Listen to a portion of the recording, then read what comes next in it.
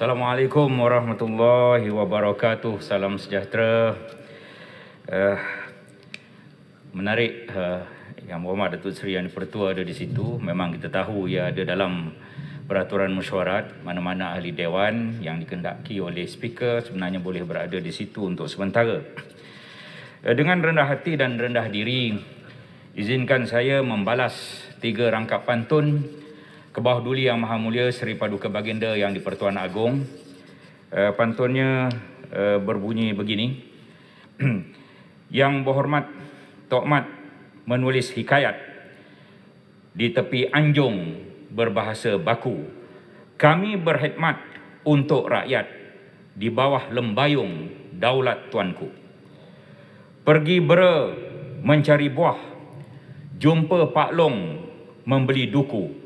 Martabatkan negara kembali bermaruah, kami menjunjung tikah tuanku. Semangat membara siswa dan siswi, belajar hebat jadi manusia. Pertahan negara Ibu Pertiwi, itulah hasrat sumpah setia. Datuk Speaker, pantun ini dia ada rima di tengah dan rima di hujung dan ciptaan asli saya sendiri. Saya cukup gembira apabila Yang Berhormat Speaker mencadangkan tentang Akta Anti Lompat Parti yang juga sebenarnya telah saya cadangkan pada 20 hari bulan 12 tahun 2018 lagi.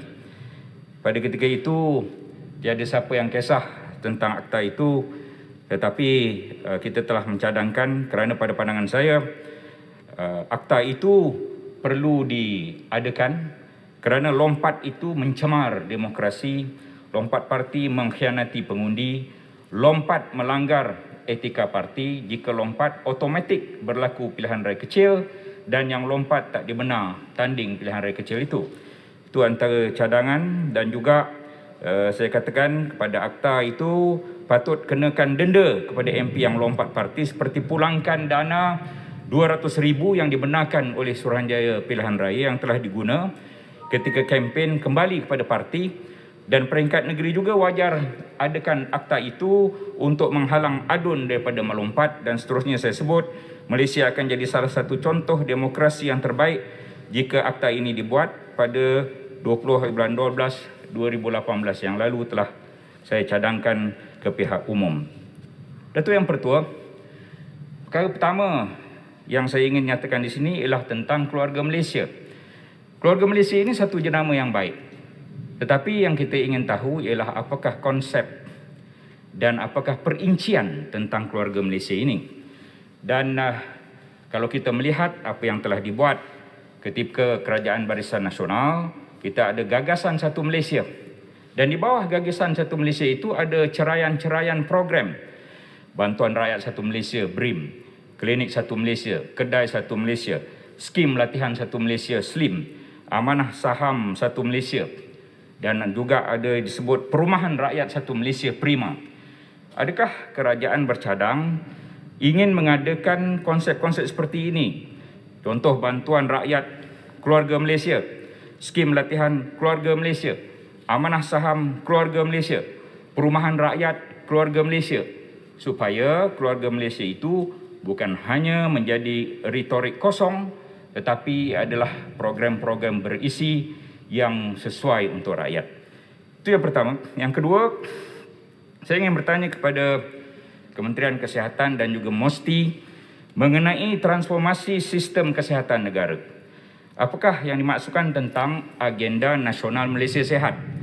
Dan saya juga ingin menyeru kepada kedua-dua kementerian agar kita tidak meminta-minta lagi vaksin sebagaimana susahnya untuk kita membeli vaksin pada awal tahun ini sehingga kita hanya dapat baru beberapa bulan.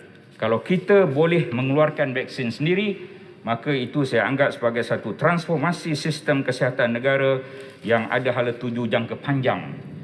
Tadi Menteri Kesihatan menyebut tentang doktor kontrak.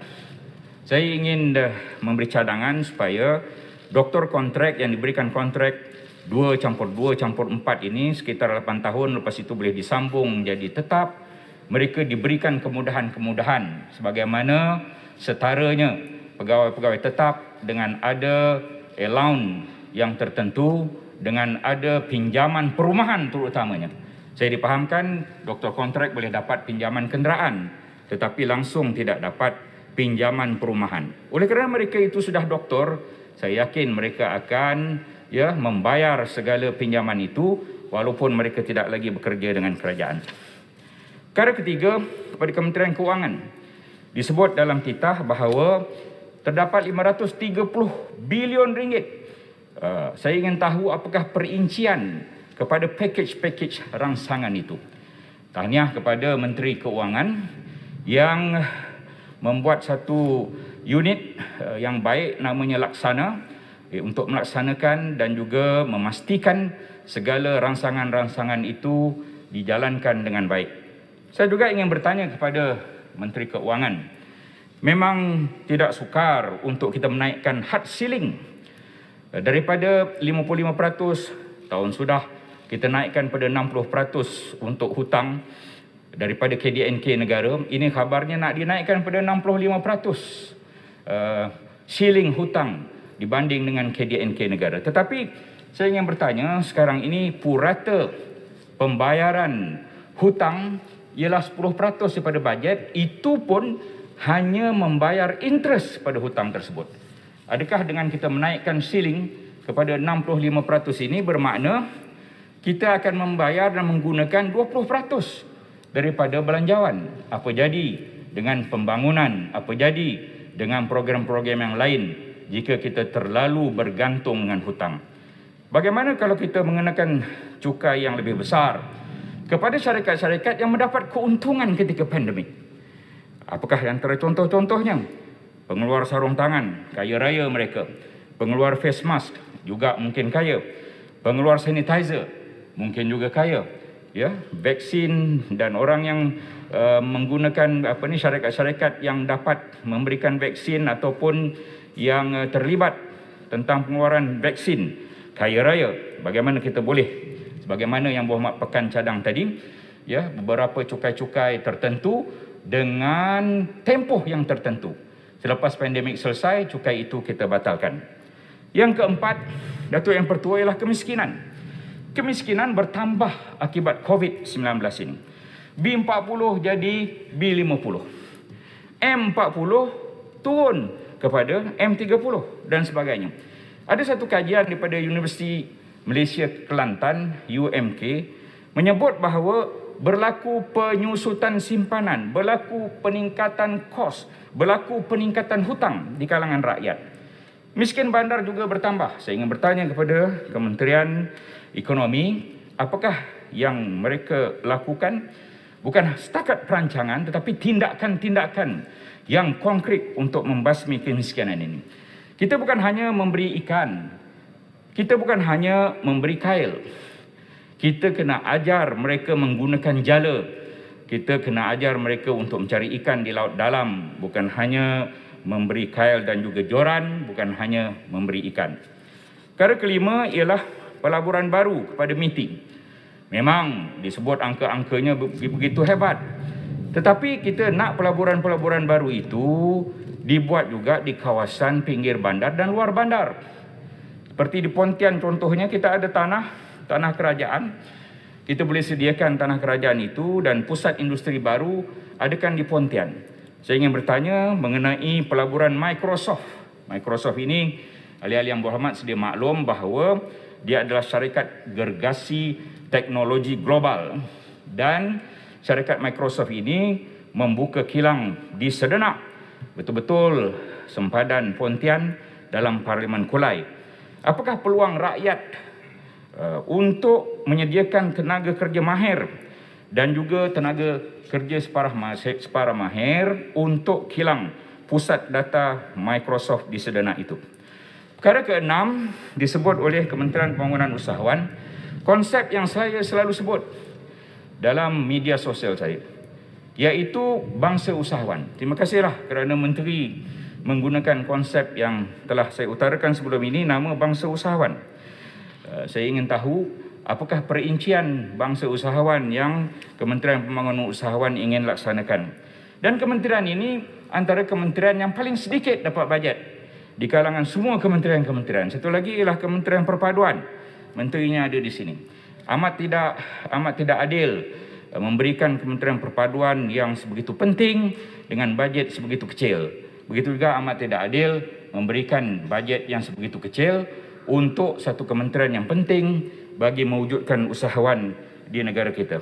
Apa rancangan kementerian untuk contoh memperbanyakkan promosi ekspor PKS, terutama PKS Bumi Putra dan juga di luar bandar.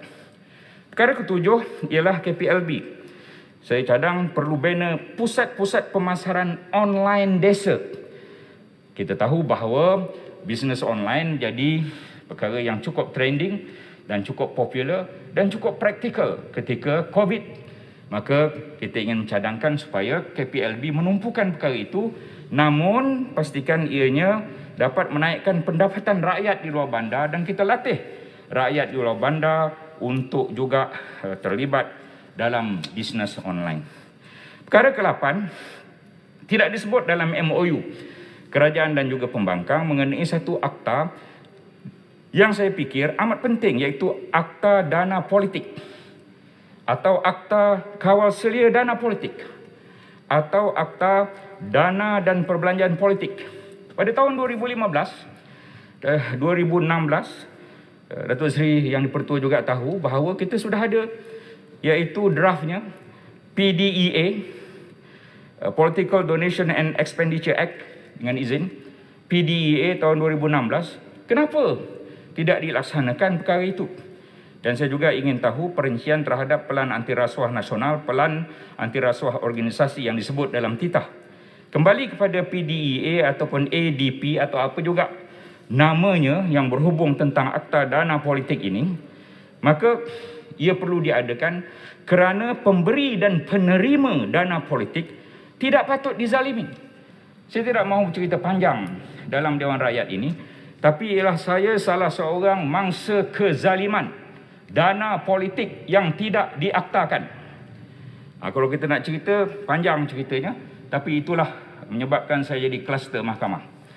Datuk Yang Pertua, perkara yang ke-9. PTPTN ini satu kejayaan membantu pendidikan. Apakah tawaran baru kerajaan baru tentang PTPTN? Kita dapat maklum bahawa 3.51 juta penerima PTPTN. Anak-anak kita juga mungkin sebahagiannya adalah penerima PTPTN. Berapa jumlah segala dana PTPTN ini yang telah diberikan kepada 3.51 juta penerima ini? 63.8 bilion ringgit.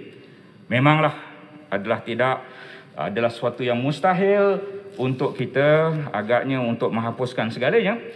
Tetapi apa kata kalau ketika COVID ini kita hapuskan 10% daripada hutang PTPTN itu? Ia agak popular, tambah lagi 20%, lagilah popular. Tapi kalau janji palsu, janji bohong, nak hapuskan semua, dia tidak berlaku. Dan dia tidak mungkin berlaku kerana 63.8 bilion itu bukan wang yang sedikit. Jadi, saya ingin mencadangkan kepada PTPTN, kena cari dana dengan melakukan pelaburan-pelaburan. Dah ada skim simpanan pendidikan nasional, SSPN. Dan kita kumpulkan dana itu, potong cukai, potong gaji. Supaya dana SSPN ini, dananya hebat, banyak, mungkin beratus bilion. Dengan wang beratus bilion itu, maka kita laburkan dengan pelaburan-pelaburan yang selamat. Dan daripada dana keuntungan itu, kita hapuskan 10 ke 20% hutang PTPTN 63.8 bilion ini. Itu cadangan saya. Dan yang ke-10, ada 20 perkara, Datuk Yang Pertua, yang saya cadangkan sebagai transformasi parlimen, sebagai calon timbalan Speaker Dewan Rakyat. Dan boleh lihat dalam media sosial saya. Tetapi terima kasih kerajaan semalam telah menyatakan bahawa ingin mewujudkan seorang lagi timbalan yang dipertua. Ia sesuai dengan cadangan saya nombor 3 daripada 20 itu. Dan timbalan yang dipertua yang ketiga itu daripada pembangkang. Dan kalau boleh 1 daripada 3 timbalan yang dipertua itu wanita. Kalau boleh 1 daripada 3 timbalan yang dipertua itu ialah datang daripada Sabah atau Sarawak.